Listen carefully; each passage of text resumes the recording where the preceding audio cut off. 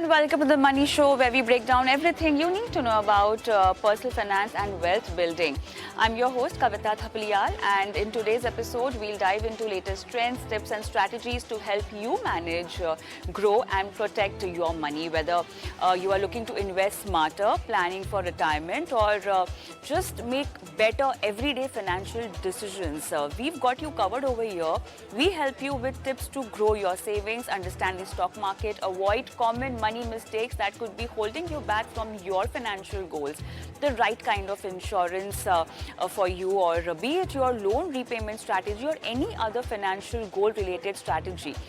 We've got you covered on every aspect. So let's get started. And just in case you're watching the show live and want to send across your questions, you can WhatsApp us your queries on our WhatsApp number, which is 8657974571. We also have an email ID where you can send us your question. The email ID is themoneyshow@etnow.tv.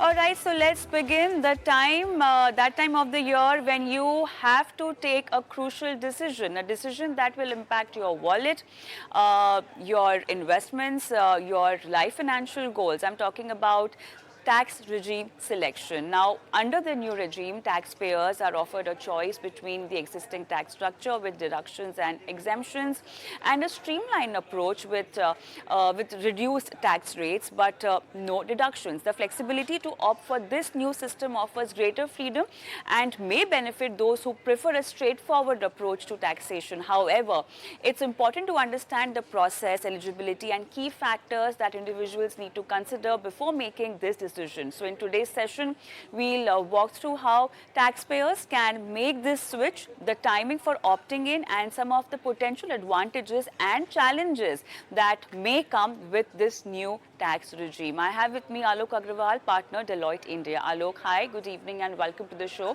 A very important decision that will impact you for the entire year, your savings and your investment strategies as well. It's a known fact that we are seeing a lot of onboarding in the new tax regime, and right now where you have to submit the selection of the tax regime, the new tax regime is by default a selection for you. So for the people who are already in the new tax regime, we will assume that they are aware of the entire tax slab benefits, and the kind of discipline that they might have to have in their investment journey going ahead, because the old tax regime by default, is a mechanism that forces you to invest or, have tax saving options aligned to your financial goals. But now for all those people who are still confused, or maybe few people in the new tax regime who might just want to go back to the old tax regime, I want you to help us understand the key factors to be considered before deciding the right kind of tax regime for you. So let's start with people who are in the old tax regime and now looking at the 12 lakh limit may want to shift to the new tax regime, but that's not the only factor that's need to be considered. Alok. Hello, Kavita, and thanks for having me.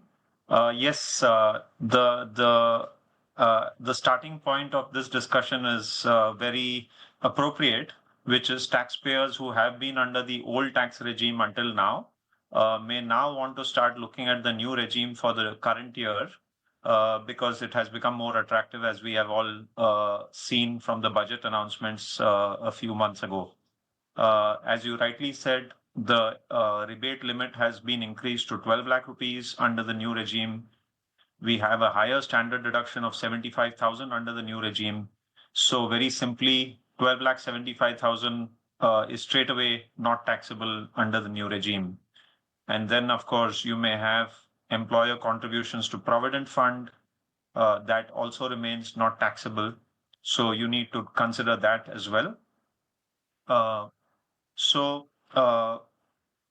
Just to kind of, give a ballpark, and we'll come back to the different situations. We have what we call a break-even point, Kavita, which we have discussed in the past as well every year in the last few years, which this year has increased significantly to 8,50,000 rupees is the magic number. So let's say if you have exemptions and deductions above 8,50,000 rupees, then you may be better off under the old regime. But if your exemptions and deductions are not that high, which will be quite common, most people may not have exemptions and deductions of that amount of 8,50,000 rupees. They are likely to be better off under the new regime. So we expect a significant number of people under the old regime now to move to the new regime. Yes, looking at the tax rates, again, it's quite simple now to understand as compared to in the past, where we have, increments of 5% as far as the tax rate is concerned, and the income slab of 4 lakhs each. So we may have an individual, let's say, just to kind of conclude on my point on the break-even point, we may have an individual who, let's say, because of high HRA and let's say ATC deductions, Kavita, that person has more than 8,50,000 rupees, then he would be better off under the old regime. Otherwise, he would likely to be better off under the new regime. All right, so that's a calculation given by you, for for a person to consider whether the new tax regime is good for them or not. But what about giving up, once you really decide this particular shift in your entire tax structure, you will also have to give away the tax benefit that you get in a product like an NPS, insurance, the benefits that you get on home loans, etc. That's a very heavy thing to just let go of, Alok. I'm sure even you can relate to this because for so many years you've been just used to getting the deduction benefits over here. It's very important for one to ensure that you continue doing all this, in terms of investment. Like for example, NPS. A lot of people have ELSS investment also. That can be an area of concern where you might want to shift to other regular schemes and mutual funds. Where even if you're not getting a tax benefit, at least your investment is aligned and as per your financial goals.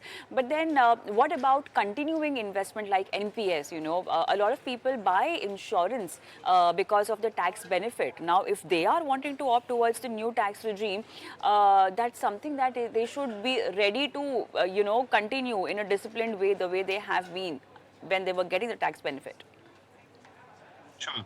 So just to kind of understand the two different parts of NPS, Kavita, as far as employer contributions to NPS is concerned, we have two different rates. Under the old regime, it is 10% of your salary. If the employer is contributing to NPS up to 10%, it is not taxable. Under the new regime, now this has become more attractive, where up to 14% of your salary is not taxable as far as employer contributions is concerned. So that may be a significant reason again why individuals may want to move to the new regime because of a higher proportion of NPS exemption, to call it. It's actually a deduction, but let's say employer contributions to NPS not being taxable. So that is employer contribution. The one which is not available under the new regime is the employee contribution to NPS, which is the deduction of 50,000 rupees. And that is only available under the old regime. But if we look at the amounts, the absolute amounts, employer contribution to NPS of 14%, as I mentioned, that may be a much more significant value of a non-taxable component, which is now available under the new regime. And this is again a good reason for individuals to consider the new regime, subject to, of course, the fact that they will have a cash flow impact with money not coming into their take-home pay every month, but going into the NPS scheme. All right. Along with this, any other specific consideration in the change of your tax regime that one should be opting for? Because it's that time of the year when you have a lot of bonuses coming in, your appraisal time where you'll see a hike in your salary also. Considering all of these factors, choosing the right kind of tax regime becomes very crucial. So apart from what we've discussed, what will be your last takeaways? Just to reiterate, what has been the case even since the last couple of years is now the new regime is the default, as we discussed, and therefore, based on our projection of our annual income, the exemptions and deductions that we are likely to have, if we believe that we are going to be better off under the old regime, then we need to inform the employer as part of the payroll process that we would like to get taxed under the old regime. Otherwise, by default, the employer will consider the new regime. Of course, you may have the opportunity to again make this election later during the year, subject to the timelines, etc., by the employer. Or if not, the worst case scenario, Kavita, is of course we can always make that change even as part of the tax return filing process. But one must remember that the tax return has to be filed by the deadline, which is July 31st. Let's say for the current year, 25-26, it has to be filed by July 31st of 2026. Otherwise, we will not be able to enjoy the new tax regime, and we will have to then possibly pay a higher tax liability under the old regime. So that would be one important point to keep in mind for all the individual taxpayers. Sure. All right. With that, it's a wrap on this segment. Thank you so much, Alok, for taking time out and helping our viewers with this today. Thanks. All right, time for a quick break, but then post that, let's understand how it's time for you to lean on fixed deposit or whether you should be doing it considering the rate cut scenario and the way, banks have started cutting in fixed deposit rates. We have a monetary policy also coming up. And also there's uncertainty in the market. So if we talk about having a safer investment option, can fixed deposit still be considered? What are sweep fixed deposit? Let's understand all of this. I'll be joined by Suresh Sadagopin after this break. But before I slip into a break, I'm going to leave you with our WhatsApp number and email ID.